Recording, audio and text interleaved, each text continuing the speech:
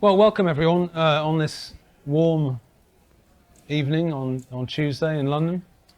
We've got beer to protect us, so we're okay. I'm delighted to welcome Toby Green, who is a professor of African history at KCL, and Toby has written a very important book. The second edition, he's teamed up with Thomas Fazi. The book is called The COVID Consensus. And the order of day is basically Toby's going to say a few words, introduce us to some of the ideas in the book, and then we're going to have a good Q&A for over an hour and get underneath some of the issues. So, Toby, welcome. Okay, thanks very much. Okay, thank you, William, and thank you, everybody, for coming along this evening. It is a warm evening. We'll try and keep you entertained, or actually, I think entertained is the wrong word. We'll try and keep an interesting discussion going. I'm grateful for the opportunity to talk about this in front of you this evening. So yeah, this is a co-authored book. Thomas, my co-author, is based in Rome, so obviously couldn't be here this evening. But I thought it'd be, so I'm just going to talk probably for like 15 or 20 minutes about the book.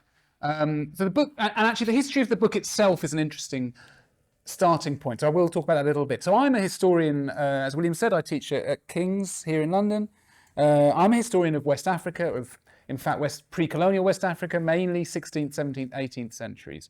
And my previous book, A Fistful of Shells, was about the history of inequality and the relationship between West African history and world history as inequality grew in that period of time.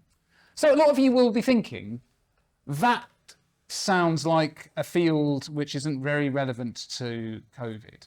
And of course, that is one of the places to start with. You know, over the last 3 years, we heard that, people who were not effectively modelers, mathematical modelers, and adjacent fields of science and epidemiology were straying outside their field if they pronounced or had an opinion or directed a point of view around the COVID policies which were rolled out. So that anybody who wasn't in that field was effectively was ineligible to have a legitimate opinion or a legitimate view which should be taken into account for policy purposes.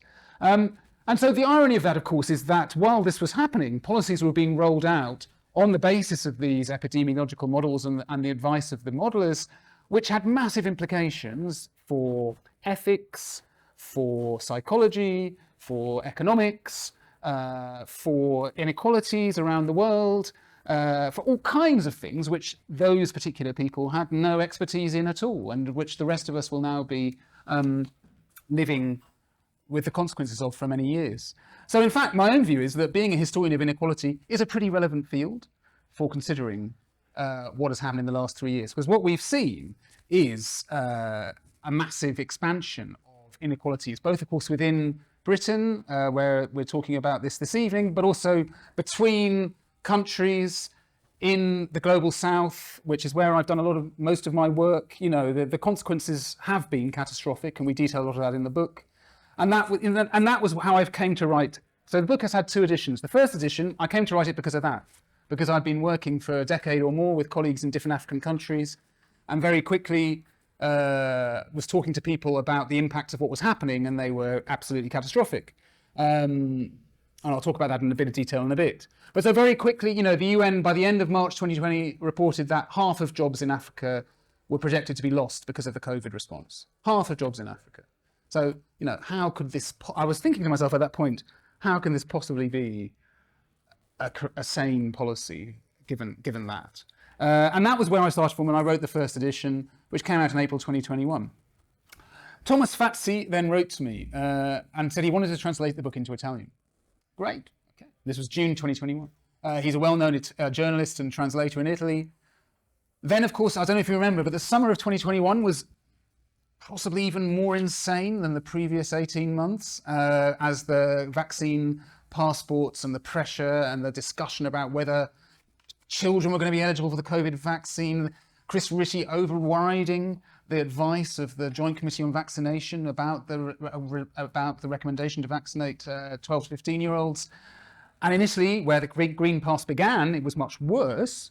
Thomas wrote to me in September and said, actually, you know what, this book cannot be published in Italy at the moment. It's not possible to publish this book in Italy because of the way in which the public discourse had developed.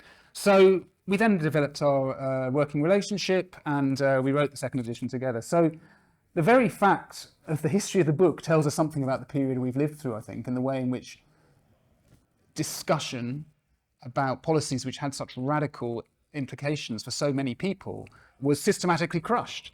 And it was part of what we talk about in the book, which was effectively the construction of a single narrative. There was a single narrative of science, of accepted opinion, of debate, and we saw this in many countries around the world, and effectively gaslighting of people who had any different opinion. And that was the COVID consensus, which we, the phrase we coined in the book. So the fundamental thesis of the book is that what we saw in the last 3 years was the rapid acceleration of disaster capitalism, which Naomi Klein wrote about in The Shock Doctrine. This idea that, crises, which came out just after the financial crisis, in the year of the financial crisis, 2008, which was a critique from the left, arguing that, crises like the financial crisis were actually ways in which corporations in the neoliberal frameworks leveraged wealth and power, and effectively losses were socialized, picked up by the state, with the result of future austerity as we saw throughout the 2010s. So that was a clear critique of the response to the financial crisis and the way in which transnational capitalism benefited from that in so many ways.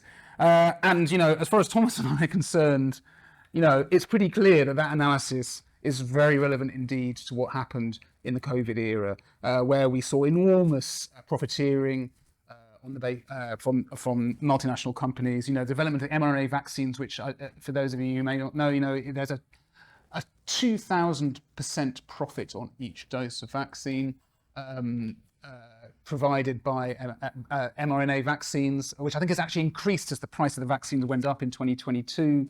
And yet to raise the question of whether the revolving door, which after all so many left-wing commentators have criticised or critiqued, to raise the question of whether the revolving door between corporations and government may have had anything to do with some of the policies that were developed was to, be branded a conspiracy theorist. And one of the things we do in the book, and perhaps I'll just read that section actually, I think it is very relevant, is discuss this concept of conspiracy theory and the way it relates to questions of capital, which I think is really important. I'll just read, it's just a couple of paragraphs. The erosion of the distinction between public and private providers, state and, what Blair called, the public-private partnership, which he rolled out from in the Blair years, has been widely discussed for years through the concept of the revolving door between government and industry. Why should it be surprising, let alone conspiratorial, to suggest that this revolving door may have influenced some of the policy choices that were made? On the other hand, some of these explanations are conspiracy theories. Certainly there are many outlandish conspiracy theories regarding the COVID-19 pandemic which are rightly labelled as such: 5G, vaccine microchips, global depopulation, and so on. Some who hold to these theories also see the coordination of global economic power as a conspiracy. In our view, Thomas and my view, that's a mistake. This is simply how economic power works to maintain, concentrate and grow itself, and always has. Indeed, it's that tendency of capital to concentrate itself and produce growing inequalities that writers and activists from the left have historically sought to criticise.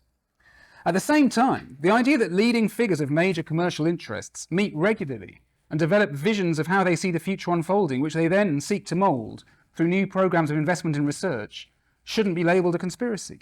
It's a simple statement of fact. As observed through the regular meetings of the World Economic Forum at Davos, coordination is not the same thing as conspiracy, which by definition happens in secret.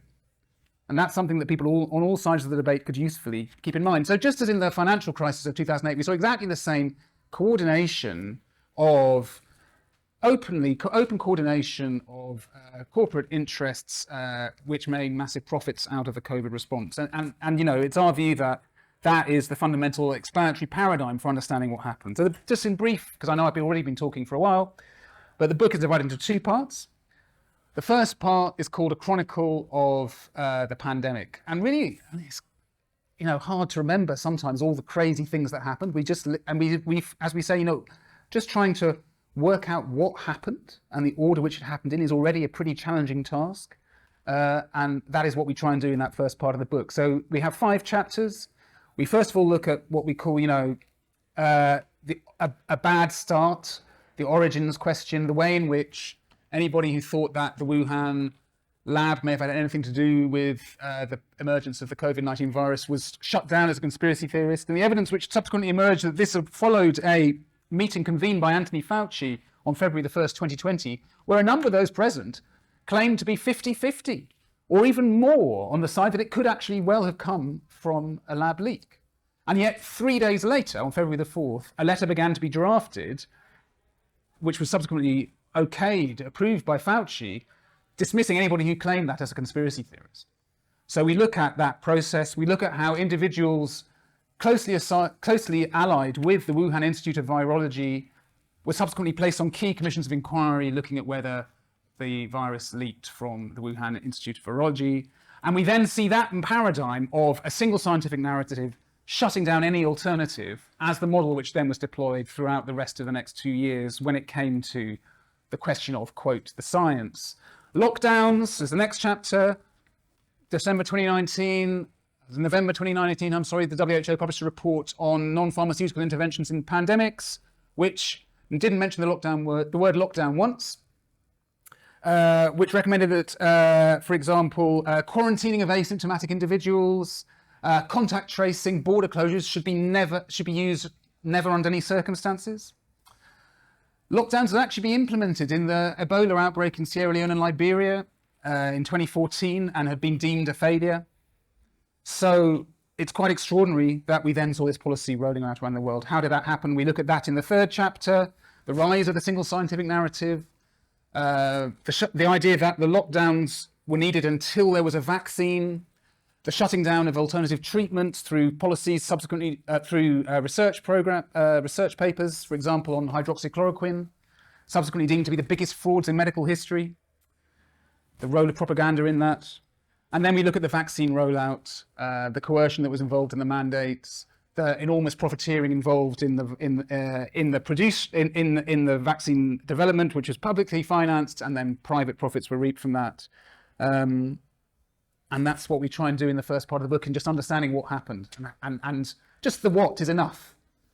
People will argue about the why for a long time, but the what is enough to understand that. And fundamentally, it comes back to what this erosion of the boundary between public and private, the revolving door between corporations and governments, rolled out in the previous 4 decades of neoliberal governance had led to this outcome.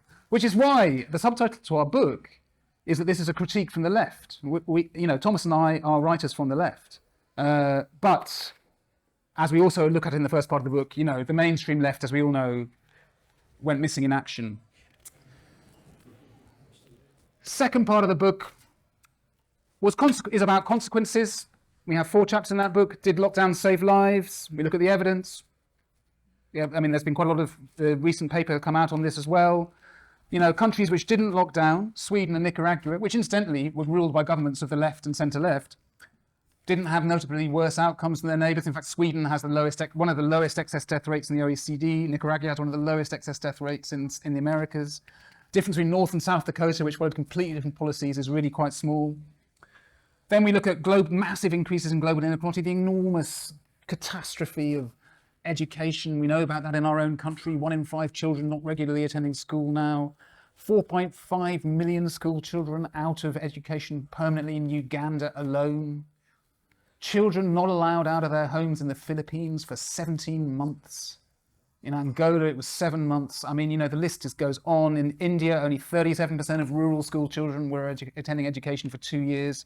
It is just an unmitigated catastrophe.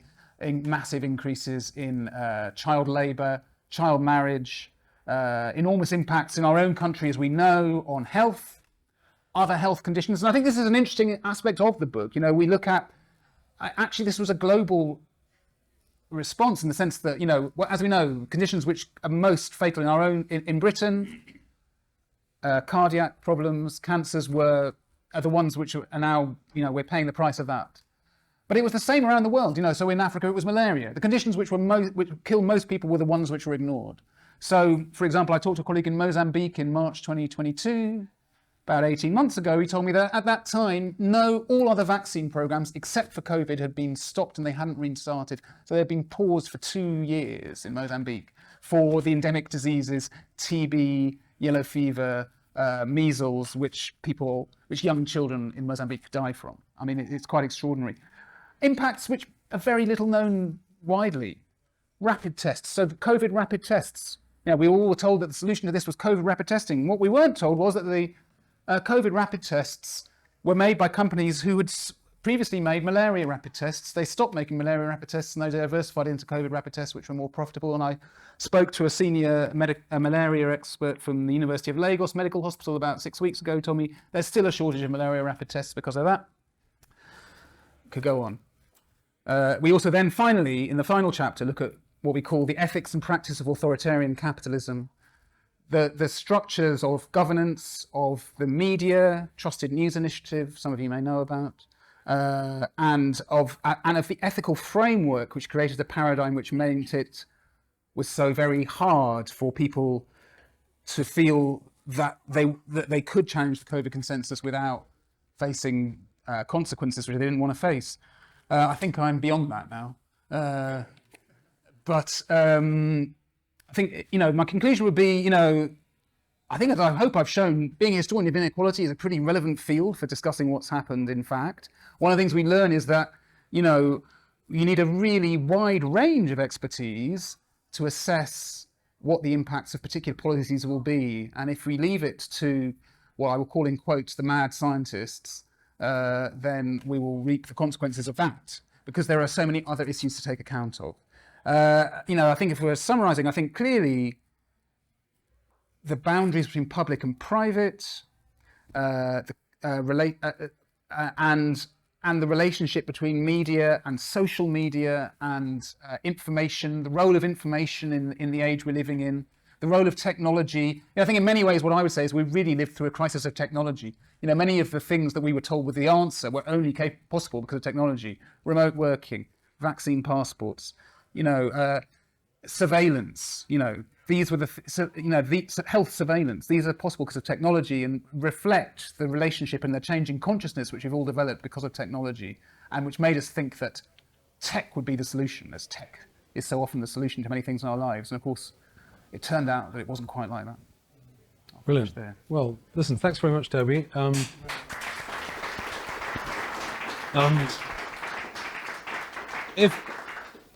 think I really enjoyed the book, and I think it's one of these books that was necessary. We needed this book, and very few other people were doing it. And so, if you're happy, what I'll do is I'll kick off with a few questions of my own, and then we'll open it up. What's intriguing about what you call the COVID consensus, or the science, was that it wasn't fully contested. It was barely contested, actually, in this society. And it's intriguing. You had libertarians contesting it. I'd expect them to, on a freedom basis. But left-leaning progressives in this jurisdiction and in the United States didn't fully contest it. And then, interestingly, they actually fell into line. And one of the reasons I think you hint in the book that they fell into line, they clustered, was because contesting the narrative was something Trump did. Yeah. And that was a sort of yuck factor. Well, if he's against it, we can't possibly be against it. And so they fell into line and didn't fully contest it. But do you agree that reflects very badly on them if they claim to be sort of truth-based, evidence-based people? I mean, I don't want to, I think one of the things I learned thinking about this is, what social animals we are as human beings. I think lockdown taught us that. And, it's hard to step outside of your in-group. And be ostracized by it. It's something that most people don't want to do. And at the end of the day, we all have beliefs, we all have values, but we're also social animals. And, I don't want to condemn anybody for the decision, for the reasons why. And I think that, I was insulated by this because I had never done social media of any kind before the pandemic, of any kind at all. Yeah. So I had a burner phone. So I just didn't get the wave of propaganda which was coming in, and people, the people I work with, basically telling me what I should be thinking about this. So I think that was an insulation. But again, that comes back to, this is a question of how technology is changing us as creatures, as humans, and and how. And I think one of the things we certainly learn is how much more quickly a group will coalesce around opinions than might have happened in the we era heard, before don't we? social media. Very rapidly, we sort of heard, and what's my group doing? Yeah. It was a huge phenomenon, I think, in the pandemic, that effect. The second thing I want to ask about is sort of not why it happened, but what happened, in the sense that the oddest thing I found, and I maybe did about 30 interviews in the pandemic generally, and we kicked against it. We supported the first lockdown, and then we kicked against every other lockdown. I thought for very sensible utilitarian reasons, because my feeling was that the actual effects on human beings of the lockdowns themselves was not properly quantified. So here's my next question. It still seems odd to me that this government and many governments did not make any serious attempt to map and quantify and try and measure the effects of the lockdowns, i.e. the cure, properly. It just didn't happen. Why? I mean, you sort of hint at the end of one chapter as why maybe that didn't happen. Why didn't that happen? Why? Well, I think for me, there'd be two fundamental reasons. The first is that people panicked. We know that. Everybody here would agree with that. And but they panicked, and as we know, one of the consequences of that was that they threw aside the previous pandemic plans. They didn't follow the previous pandemic plans. Now, I spoke to a very senior figure who'd worked for about a decade on constructing the pandemic plans prior to COVID, and he told me that they were working on the working assumption that, you know, if a new pandemic came along, it could kill upwards of 300,000 people in the country, and they didn't think that, you know, they just thought that is how it will be. And you know, this is a person on the left. Suddenly, to hold that view was to be a granny killer, to, you know, be, as he said, be a Trumpian, and so you had to just completely reject everything that was in that plan. As a result, or we'll just follow what China's doing. But as a result, you know, as we all know, institutions grind slowly. Producing a cost-benefit analysis isn't going to happen overnight. And, you know, there's a whole lot of institutional reasons why. Why people wouldn't do that. And then, I think we also say in the book, once that initial wave was out of the way and then the policy was becoming institutionalized, you know, the dangers of doing a cost-benefit analysis have become greater and greater because, you know, it becomes, you know, for anybody thinking about it, the costs are so clearly enormous that you don't really want to do that. Yeah, no, it just still seems very, very odd that they just didn't go there. It was really curious. I think some of it may be down to the structure of the government itself. You had NERVTAG, you had SAGE. Those are committees that could advise the government on epidemiology and viral load and so on. But you had no committee extant that was there to say, actually, if you do this, if you implement you know, draconian lockdowns, these effects, you know, on cancer, heart disease, the committee wasn't there. What I'm saying is that even if it was hastily put together, those questions should have been asked. I still think it's the oddest thing that they sort of got away with that. And none of the questioning at 5 o'clock from the media really got at it. That was, I still think that's very odd. Yeah, I mean, I agree with you. I mean, I agree. I think you know, it's unforgivable. But I think, you know, I suppose I can respond with an anecdote, which is, you know, when I did present the first edition of the book at a Centre for African Studies, and I raised the issues of cost-benefit analysis, one of the people who attacked me said, "I'm so glad there wasn't a cost-benefit analysis. You know, I don't think we should be considering the costs of saving, you know, older people's lives and this kind of thing." And, you know, that was the COVID consensus. You know, that was one of the most important things. You know, for all that we were told this was about science, it was actually about morality. Then this was a moral position that was put forward, and you can't argue with a moral position. No, but it's so good that you brought that up because you know, the wheel literally span off the axle and went somewhere else. Yeah, I mean, you know, we were educated in this country that we should do evidence-based policy, and in this country, NICE they quantify the efficacy of drugs and they price it. And the price of a quality adjusted life here, which is what the health service is buying, is about between 15 and 30,000. If it goes beyond £30,000, we don't buy it because politics is choices. You have to choose what you're doing. The oddest thing, again, it was a quant in the city, Dr. George Cooper, actually used National Audit Office information and worked out the price of a quali. quali, to, yeah, yeah, the to quali, say yeah. to say no, but for a COVID quali. Yeah, to that's save, right. and he worked it out as something like £1 million. So there'd been inflation of the quali cost, literally of 1,600%. So rationality. Just I completely exploded. agree. The quali, you know, I mean, I think there was a Scottish doctor, Malcolm Kendrick, who wrote about this quite early on. I think it was April 2020, and you know, there was, yeah, it's absolutely right, and you know, and that was clear, that was evidence that was there, and I think fundamentally this was about political judgment, because as you say, if it had been evidence-based, it was clear. But it was a political judgment, and the political judgment was to do with, you know, as somebody said to me over that summer of 2020, you know, you've got to be incredibly ballsy to just not do what everybody else is doing and, you know, say, you know, we think that's wrong. Sweden didn't do it, but then in Sweden the policy was by law dictated not by the government but by they said epidemiologies. Yeah, and I'll ask one or maybe two final questions before we open up. I think that's a fascinating thing, because a lot of people that were arguing for a sort of slightly more Swedish approach, and we were, and it's interesting that they have been vindicated, and obviously transportability between one jurisdiction and another, even on policies, it's the first thing you learn in social science, that your policy might not be transportable. But I think Sweden has been vindicated, and we would ask, you know, could we have done it here?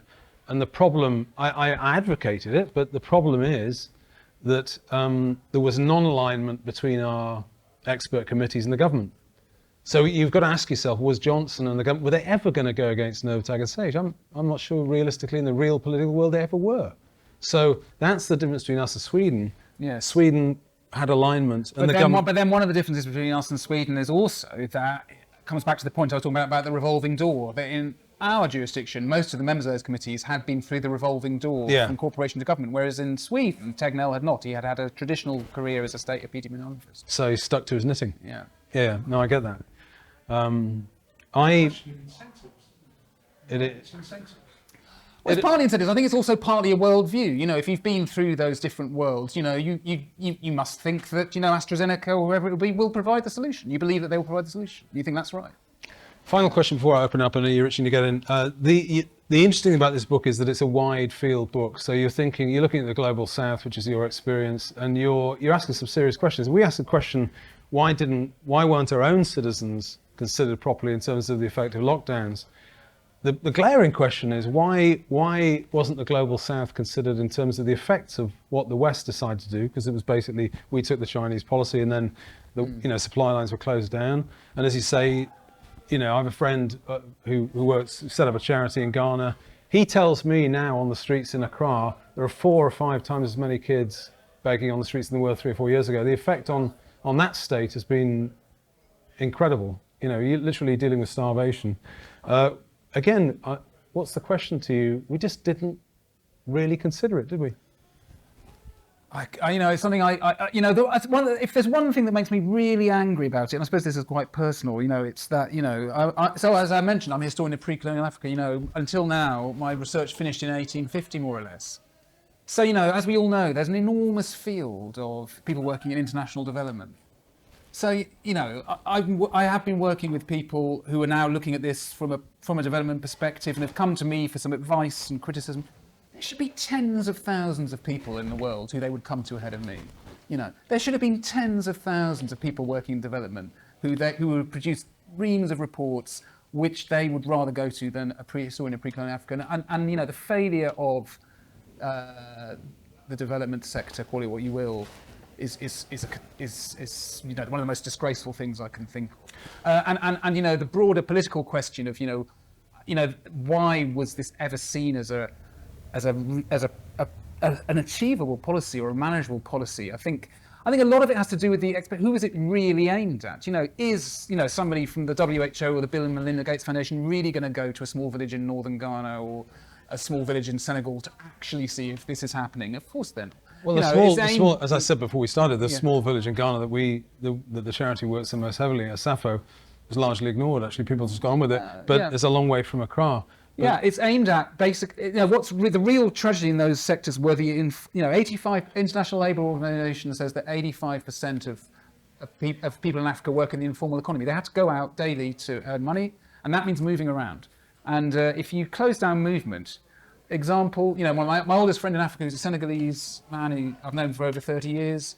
He had a job going to the coast on his motorbike, buying fish and coming back with it. If you stop doing that kind of thing, you just kill economic activity, and whatever savings people had, they spent, and that has not come back. So, that's why there are 3 or 4 times the number of kids on the street. Yeah. That's why. And if you stop immunising children... And then there's all those other health, and the education issues. I mean, it's just, it's one of the biggest scandals. Frankly, I had a friend in Senegal who said, this is the policy that, the Senegalese government has far and away the biggest public spending the Senegalese government has ever done. Now, that itself is a massive scandal.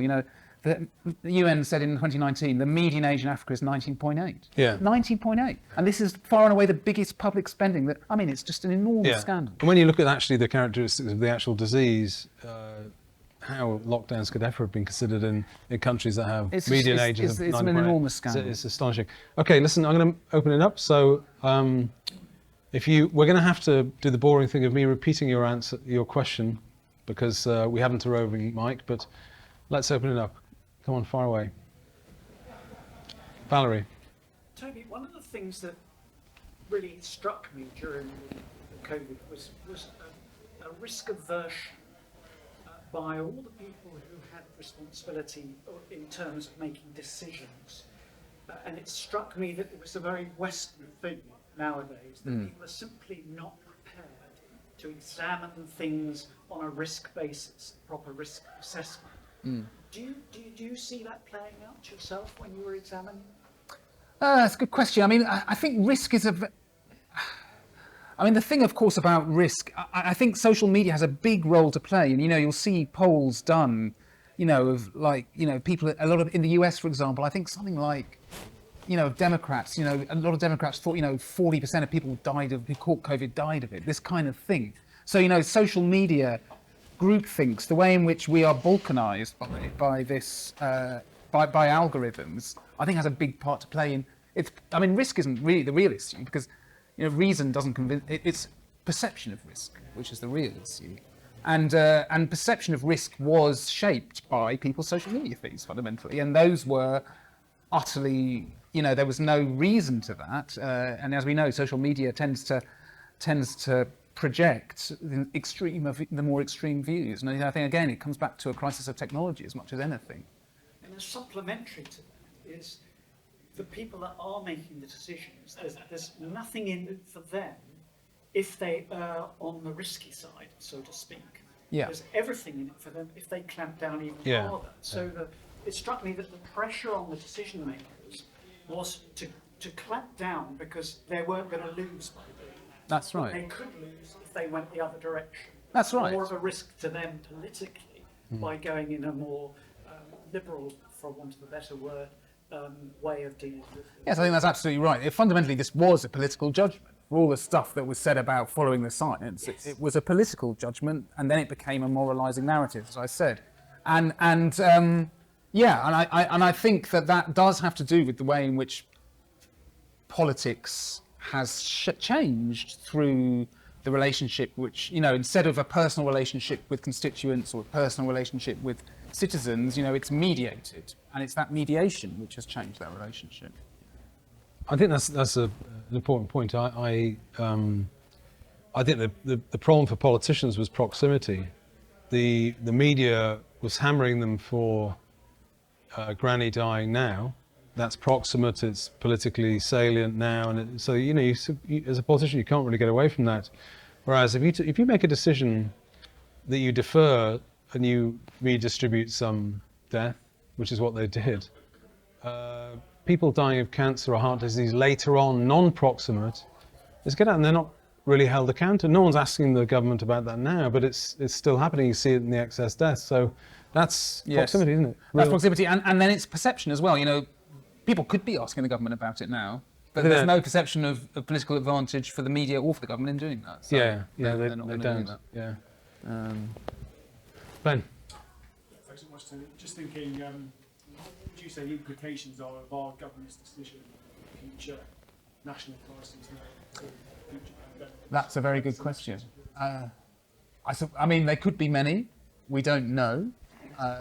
And that's one of the reasons I've written the book with Thomas, and come here this evening. I think we have to discuss it. I think we have to, look at, I'm a historian. I believe in looking at evidence and drawing conclusions. I don't think that anybody can look at the evidence and not draw the conclusion that lockdowns were a catastrophe. And I believe that, very, very firmly from the bottom of my heart, which is why I will continue talking about That's what the evidence says. That's what the evidence says.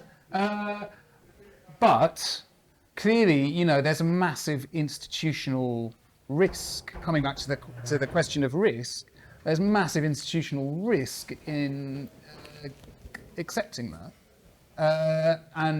So I think the starting point has got to be having conversations, which I try to do openly as much as possible in a variety of fora, to just accept that, we can't just put this behind us. We've learnt our lessons, get on, we now have to do, in a way, I think the hard work begins now, actually, really. The hard work is making sure that we find ways, or, people who challenge this find ways of feeding into institutions so that, this doesn't happen again. I don't think it's guaranteed to happen again. I think, but, Are you optimistic or pessimistic about that? I mean, it's a bit like, this is the Mike Tyson point, isn't it? Everyone's got a plan until they're punched in the face.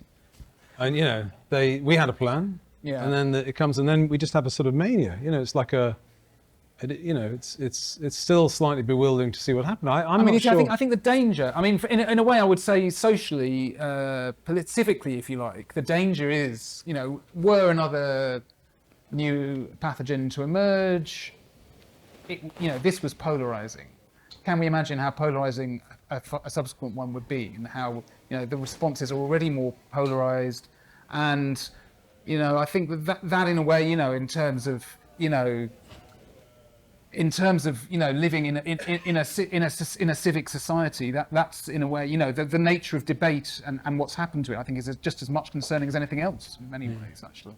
Don't let the quants take over. Yeah. Right, so, go on. Hi, fascinating, thank you. What's your view on, since we've had the Hancock lockdown trials, what's that release, all apart from March, which we're still waiting for. Okay, yeah. So I think from that we can tell that they were panicking. Yeah. They didn't necessarily manage it very well, and at certain times they were face-saving and trying to get one up on Scotland. But what's your opinion on the WHO? We can pretty much tell our current government is not very good at what they're supposed to be doing, but do you think the WHO are doing a massive power grab to try and take control of the aspects that the government did get wrong? It's very interesting. The internet. Funny enough, I was talking to somebody about this. The international health regulations, which a lot of people have spoken about. Now, curiously, it seems that the actual regulations themselves, when the revised formulation came through, themselves were not so controversial. But then amendments were made. Now, apparently, the most controversial amendments, believe it or not, were made by Bangladesh. And this person was trying to find out on what basis Bangladesh had made these. I think it's still a very unclear picture. What were they? And these are the ones that, the WHO's, everybody would have to follow the WHO's model protocols. Yeah. I think it's an unclear picture. It's interesting. I think it clearly can be seen as a power grab. On the other hand, I think one of the risks, I'm not saying that we shouldn't have a supranational health infrastructure. I think the fundamental problem with the WHO is not that the WHO exists. We need accurate centralized information. Nobody could disagree with that, which then needs to be accurately communicated so that regional people can make appropriate decisions. And there is clearly a role for a supranational organisation in providing that.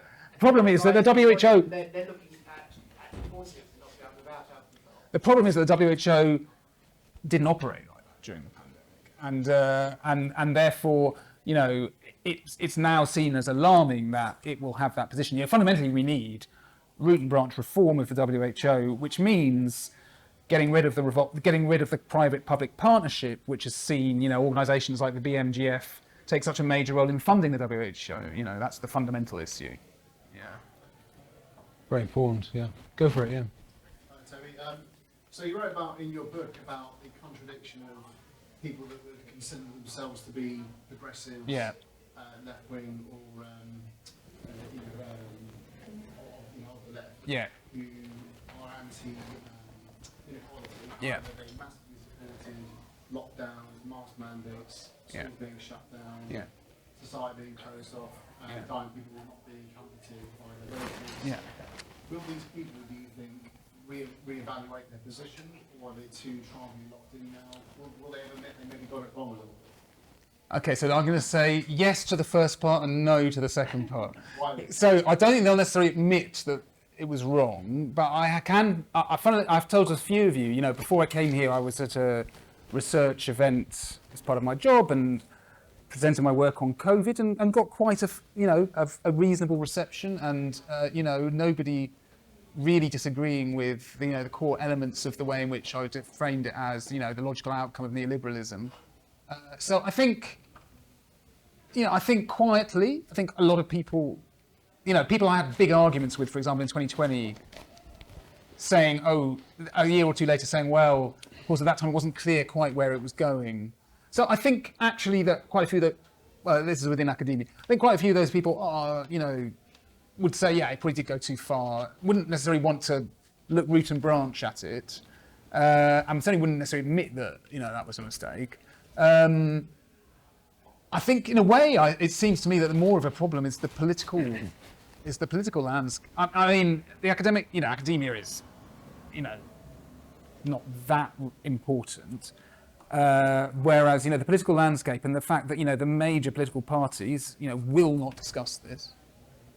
And, it's great that, you are discussing this here, but, as you know, you're a small party, and if you were a bigger party, you might not feel you could discuss it. And so It's our job to. yeah, well, yeah. So, but I mean, I think, the complete omerta in the political class around it is what is in a way most troubling, I think, It's intriguing. I think one of the conclusions that you come to, knowing your backgrounds, you would have come to this conclusion, I think, but you call for the reassertion, as you say, of boundaries between public and private. And actually, it's something that we believe in deeply, actually. The whole social market approach we have and the way what we argue for is that there is a frontier between the state and the market, and it's not respected. The market's all over the state, and the state becomes ineffective, and it can do two things: it can regulate and it can tax, but it doesn't do anything, and it doesn't defend its own borders very well. We've got to get that back.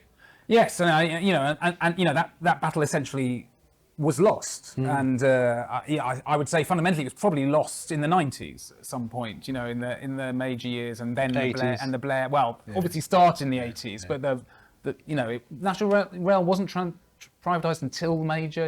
There was quite a lot which happened in the 90s. He did that foolishly to prove a point. It was a totally irrational move, very, very odd. But anyway, that battle was lost, and that has, we've lived through the consequences of that, and the consequences are pretty catastrophic. So, I think. But if what doing doesn't work, then it's Thomas's other book, which he did with Bill Mitchell, and that very good book, Reclaiming the State, and I'd urge you to have a look at it. It's just about getting the state back in the business, so having a bit of confidence in doing things direct, uncomplicated service provision and things, but having a little bit of confidence about what it should do and what it should leave to others. And I think, the signal point is, we might be dredging a bit, but it did work in Sweden. He was taking a very independent view. Yeah.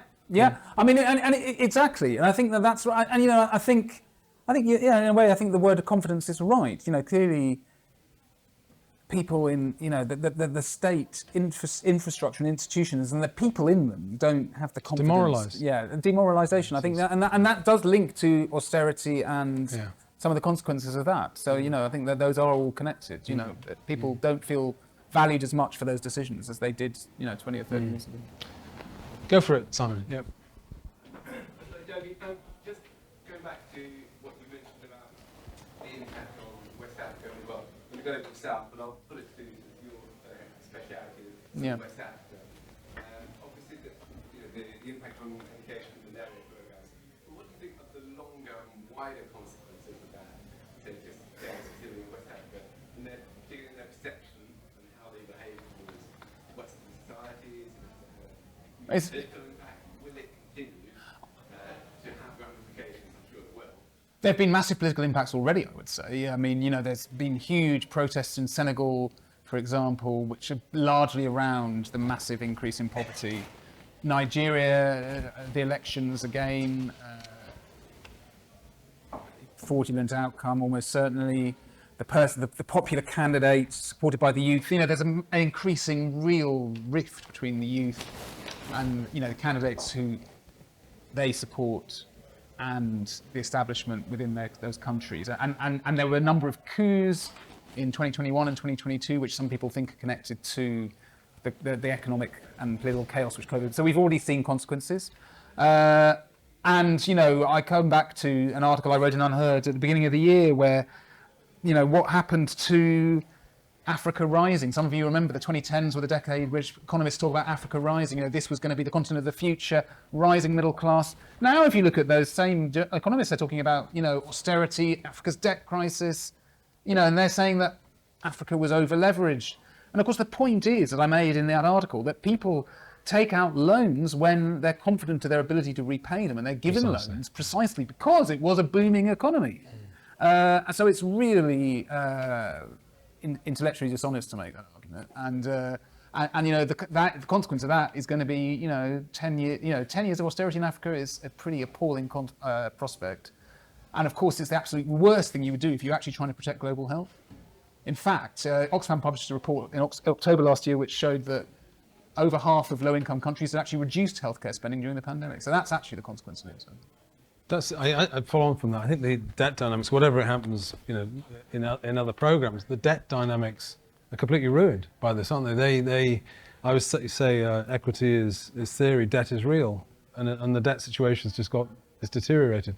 Yeah, I mean, I had an article actually out in Perspective magazine today where I argue that, in fact, the logical solution is, all the billionaires or trillionaires who've made all this money. Gates talks a lot about, the problems in poor countries. Well, actually, as we saw, the Gleneagles Summit in 2005, where a lot of low-income countries had their debt ruled out, one of the upshots was a decade of Africa rising. So if Gates really wants to help poor countries, he simply should pay off the debt himself, and then we can start again. He's made him and a lot of people like him, like Zuckerberg, they've made such a lot of money in the last 2 or 3 years. Let them put that money to good use. Yeah, good observation. Another question? Go for it, yeah. One of the things I've sort of noticed, that I think initially, it was panic and it was just the scale of uncertainty. I mean, there could have been like 2 million at the outer edge of the sort of but as it went on, you just got this sense that they sort of thought, this is a devil ways of crisis. This is an opportunity to try out what we're going to need in the future with climate change. Stopping people going on holiday. How much would people take in terms of lockdown, not driving as much, driving a car? Have you got the sense with your research that has sort of built? Well, I mean, I think what I don't agree with about that, I mean, the climate thing, I don't entirely see the same paradigm there, but I mean, there's an element of it perhaps, but I think my fundamental agreement with that statement is that I think there was very much a militarization of the response. I think this was very much a militarized response. We know that actually, I mean, there's quite a lot of evidence of the relationship between military contractors and the Wuhan lab, for example, and relationship between, and for example, we've seen, that in some of the more recent revelations, the disinformation units that were set up, their connection to monitoring organisations.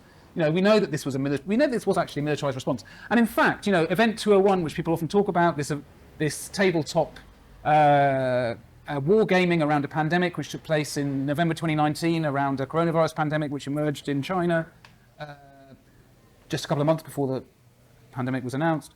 Well, that was actually came out of a series, decades of work by American security establishment on tabletopping, security military conflict scenarios. So there is a deep connection between the militarized state and the biosecurity. That is a very close connection. There's a really interesting article by Christian Parenti in Compact Magazine about that just last week. So I think that yes, that this political response, as I said, it was a political choice, but it was also connected to broader frameworks of biosecurity and the way that was seen as you know, as a relevant paradigm for the future. So I think that's where I definitely agree with you. Yeah, so right at the back there, yeah. Thank you. I've just based this on the sort of, I'm very interested in the world impact that you've talked about. I'll just keep it to the UK for now. Although I do base the behaviour and comments that I've witnessed on other countries that I've been in quite recently.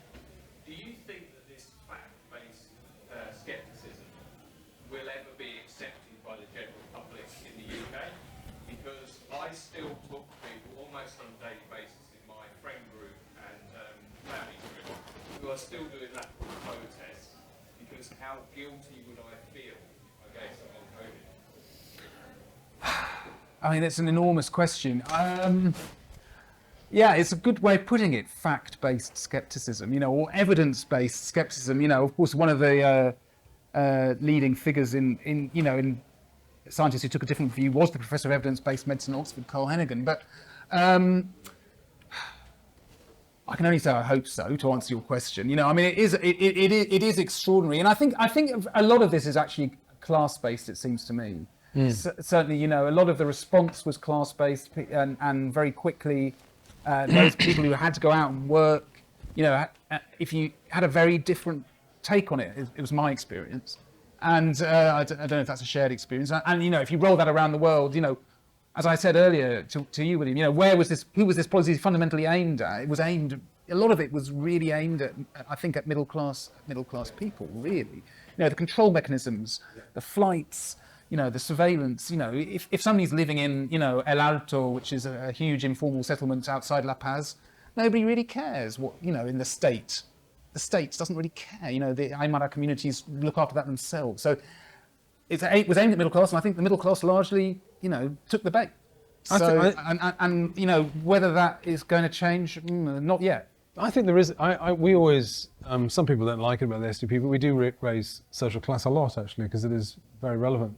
What you call the laptop class, we saw that in this country in the lockdowns, because if you're, I mean, lockdowns suited a lot of people. A lot of people, if you've got a nice house and a nice garden, and the birds are singing and the traffic's down, and you can work from home, it's ideal. And you're saving. You know, you're saving money. Your bank account's full of money. Yeah. If you're in a flat and you've got kids and you need to get out, or you've got an abusive partner and you've got to get out and you can't get out, you're in real trouble. So this is the. I don't think. I don't want to be conspiratorial about it, but who benefited? Well, a lot of people loved the lockdown. Well, I mean, I don't think it's conspiratorial. It's simply about, you know, you form your, you know, we form concerns around the people that we know and love, and you know, if the people that you know and love feel scared of this new, you know, you want them to be safe, you know, and that's a normal human response, you know, and you don't know Peruvian kids who are never going to go to school again, or you know, you just, you know, that's not. Well, or let alone your Amazon delivery driver who's going to actually bring you all your stuff. Yeah, for sure. There's two things there. The first thing is that people forget that the food distribution and food production in this country didn't miss a beat. So if you know, we have family members that were in that industry, blue collar, had to turn up, and they turn up throughout the whole thing. No one ever questioned it. You had to turn up, make food. If you weren't in a situation like that, and you could laptop it, fine. But just this is fascinating. So to get it right? Was it Peru that hard lockdown, really hard? Yes, Peru did. Yes, massively hard lockdown. You know, an idea that was conceived elsewhere, and then, as you say, if you're in a family unit in a very confined position, you're herding everyone together, you're locking everyone up in an aerosol-based virus. That is one of the most, you know, extraordinarily disgusting things. You know, I mean, obviously, there's a wonderful essay by an informatics academic and a philosopher who specialises in epidemiology, called "Who Would Gain If You Locked Down in a Slum?" How would you lock down a slum, and who would gain if you tried? I mean, the fact is, of course, that if it's an important question. Yeah, it's a very important question, because of course the fact is that actually what happened, and I think this is actually something which, you know, we really have to confront. In fact, you know, one of the main reasons why people in lower socioeconomic classes had worse health outcomes was the lockdown, because you're actually confining people in a small environment with an aerosolized virus, which you know, why did South Africa which have one of the, alongside Rwanda, the strongest lockdown in Africa, have the highest COVID death rates in Africa by far. Why did Peru have the highest COVID death rates in the world when it had the strongest lockdown in 2020? Well, the evidence is there. It's because this is a policy which might suit people living in, suburbs of Geneva. But that is, as I say, that is in normal social science. Kincaid, is it the Oxford Companion to Social Science? You can't transport. No. You just can't do this. No.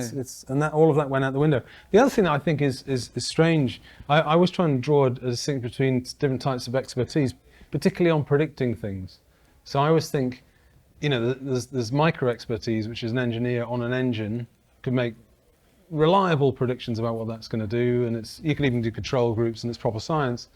But as soon as you get into open systems, you get into real trouble. And open systems combined with modelling, you're in real trouble. And actually you can outline how good was the modelling in previous. Well, I mean, people have worked on that, and actually, actually come back to the point that was made by the gentleman at the back earlier. This gentleman here about the fear to start with, and how many people might die. If you looked at previous pandemics, it was a well-known fact that there was always a huge overprediction of mortality at the start. This was the case in swine flu. I think, Neil Ferguson, obviously modelling is itself quite a new science, and, Ferguson, But, the swine flu was exactly the same, we mentioned this in the book, that, the models predicted, vastly more fatalities than actually happened. So anybody looking at the evidence could have said, okay, the WHO says 3.4%, this is certain to be a massive overprediction, certain to be a massive overprediction. And as it turned out, so modelling, we knew that it was. That was like, if you're judging it by the past performance, it's a logical thing. Go for it. Yeah, it's nice to be here in a room full of people who agree with me. Feels like a bit of a free interest. I'd love to kick the Tories out of government for how badly they fuck things up, but the thing that puts me off is the thought that if it hadn't been the Tories, it would have been Keir Starmer locking us in our homes for 6 months. Harder. Having a much more draconian system of vaccine passports, locking us down for Omicron, these other things that I'm very glad didn't happen. And as much as I'd love to see the SDP win a majority in the next election, I think that's a bit unrealistic. So my question is, what do we do? Right? I feel like we won the argument. It's just no one wants to even have the argument. How do we express our frustration in a way that means anything? I don't feel like we're going to get a vote. How do we? Democracy. Yes, one of the things we talk about in the book, I think for me, what we really haven't, as societies, properly engaged with is the question of technology and its role here, And in the last chapter of the book, we look at the role of democracy. Democracy is based on the model of rational choice. Rational choice requires accurate information. We live in a world of misinformation. Everybody's producing misinformation. Absolutely everybody. From the WHO and around the Wuhan lab leak to our own governments about a number of things, to our Russia and other governments as well. Everybody's producing misinformation. How, in that circumstance, can people make rational choices?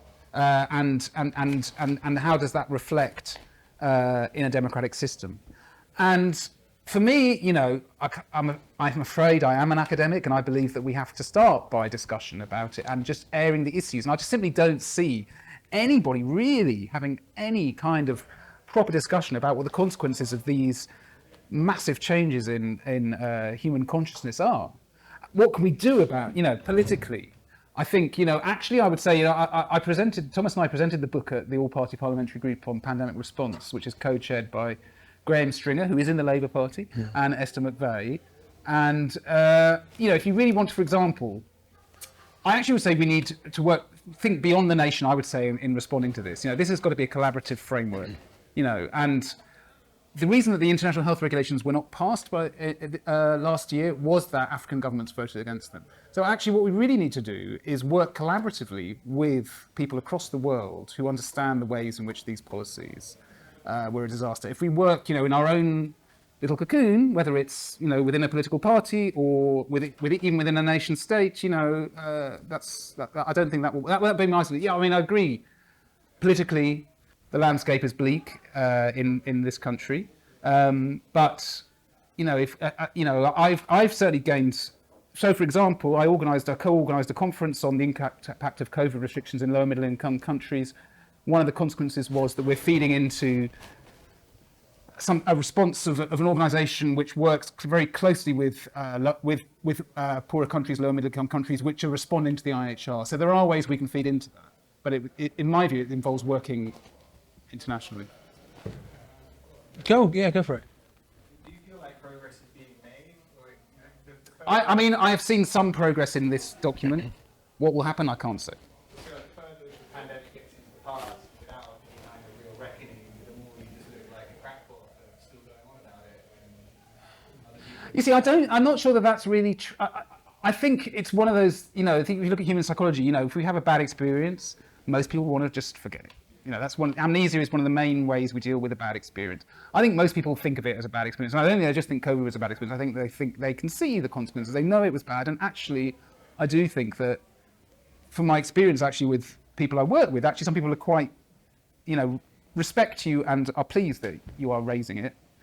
So I think just keeping it, actually I don't think people think it's a crackpot thing. I actually think that if, I have perhaps almost uniquely not been cancelled for the work I've done on this. And I think that is because people actually know that there is a message which that needs to be heard, and I think we just have to carry on talking about it. Maybe I'm more of an optimist than you are. I don't know. Well, but also who you are. I mean, maybe you have avoided cancellation because people, and Thomas to some extent as well, people would look at it. You're doing the work in good faith. You're not. I think that's. Maybe that's Yeah, I mean, there's that. I think, some of the work I've done before, maybe. But I also do think, I think fundamentally, because I come from the perspective of somebody who's worked a lot before on West Africa, everybody who works in this area knows that this is the case. Everybody knows it was a disaster, and nobody wants to start criticising me for it because they know they'll lose the argument. Yeah. No, I totally agree with that. I think we always say the prime reason that people don't engage in open debate about things is they're not very confident about the position. And that's true. The same with you with a political party. Nobody true. wants to debate it with you because they know. It's true. BBC won't have you on because they know that you'll win the argument. Well, I've been on 5 times, but that's right. very rare. Yeah. It's right down the bottom. I've been on once. So. Yeah, no, that's shockingly bad. No, it is just, and actually, it isn't. This topic isn't top of the pops now because I agree. There's a sense that people just want to put it behind them, but these are important questions, and if we don't ask them, who will? That's the point. Any other questions? Yeah, Valerie. On the same topic, do you have any confidence that the COVID inquiry will actually come up with some concrete assessment of what went on, fact-based, or do you think it will be just a political stitch-up? Judging on the basis of previous public inquiries? Well, I mean, there isn't a very good track record where that goes, so and as I think I was saying to some of you before we started, Lucy Easthope said today that I think she doesn't expect to have a hard copy before 2030.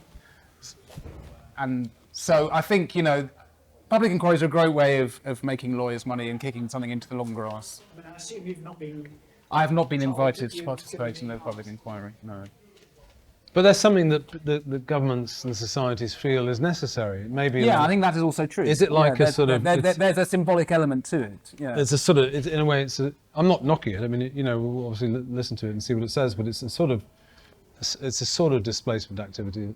I think you're right. There's a symbolic element to it, and there is obviously, and I think this is. I want to be very clear about this. A lot of people did suffer awfully from COVID because the policies were bad, particularly people from, as we said, not from the ABC1 social classes who, were going out working anyway, contracting COVID, coming back to, confined accommodation and so on. And those stories certainly should be heard in a public inquiry. But what won't be heard, of course, is why the policy response failed those people.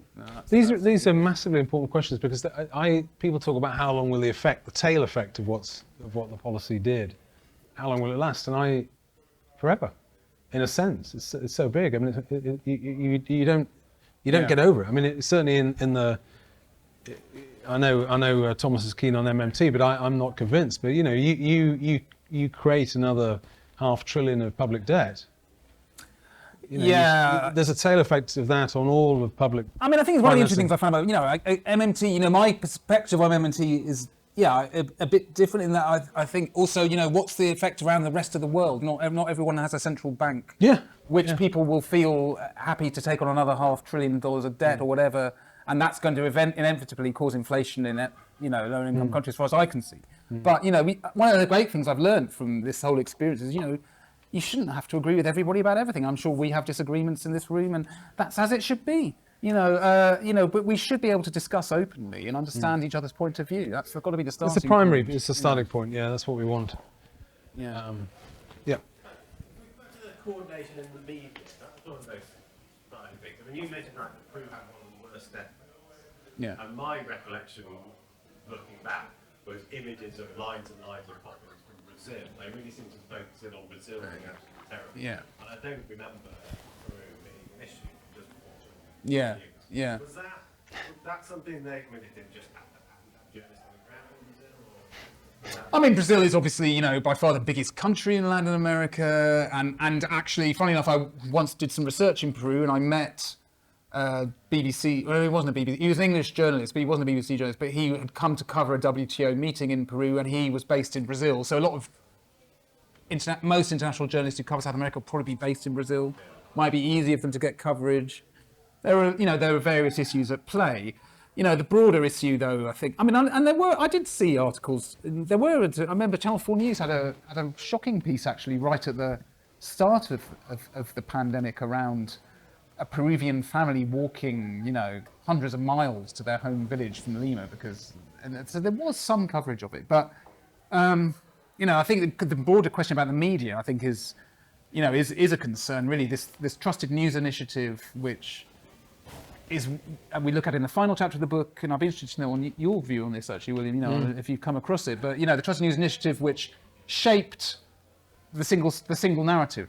Basically, what was acceptable discourse, what was a conspiracy theory, whether it was the Wuhan lab leak in 2020, questions around transmissibility if you were vaccinated from COVID in 2021, all these things which subsequently turned out not to really be true. I think my view is that's another attempt by a certain class of people in media to create acceptable narratives, filters. They're trying to filter.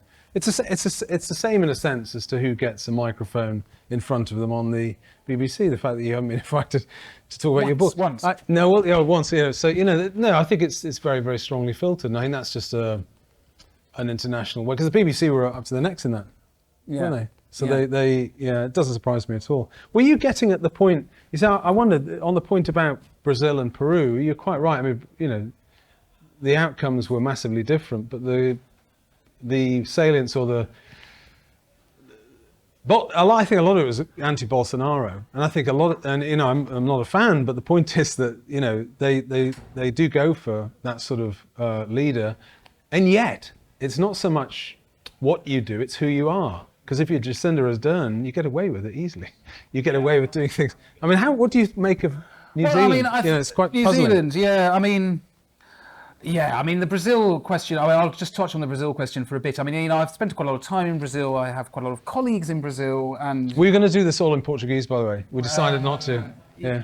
And, a lot of the things that Bolsonaro said about COVID were quite off the spectrum. And Yes. I think the problem was precisely the lack of a discussion and a middle ground. There could have been a middle ground on so many of these issues if the and that's one of the arguments, as you know in the book, William, that the pre-existing narrative had already become so polarized that wasn't possible. And that speaks to, coming back to the point about technology, that polarization, I think most of us would probably agree, is in some way or other produced by, the algorithms and the technology which we have.